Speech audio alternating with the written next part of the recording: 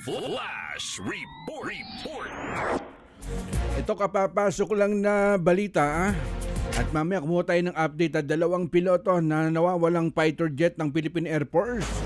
May natagpo ang patay sa Mount Kalatungan sa Bukidnon At mamaya sikapin natin makausap mula dyan sa Eastern Mindanao Command at alamin po natin yung detalye. DZME Flash Report.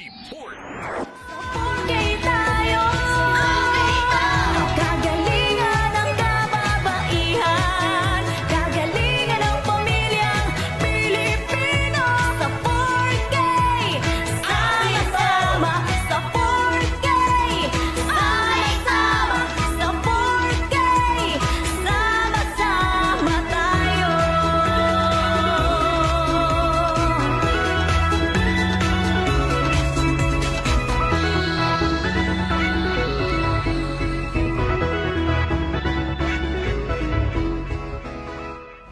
Alam nyo, kahapon nagawi kami dyan sa Dasma o dyan sa lalawigan ng Cavite at napakaraming sumusuporta dito po sa 4K Party List. Kumbaga bumuhos ang suporta po nila at yung mga hindi po pamilyar sa 4K Party List, number 90 po yan sa balota maging dyan sa lalawigan ng Rizal, sabi niya Ikarex.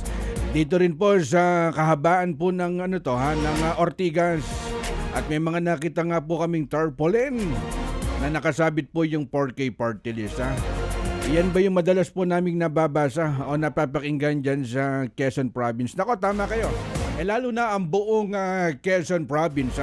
Lalo po dyan sa Candelaria. Hindi lang po Candelaria, kumbaga sa Lucena. Halos lahat sa buong Quezon Province talagang nagkakaisa sila na gusto nila magkaroon po ng isang 4K party list. Kumbaga napakaganda po kasi nung advokasya o yung pagtulong po nila Yan sa 4K party list, number 90 sa balota 4K party list.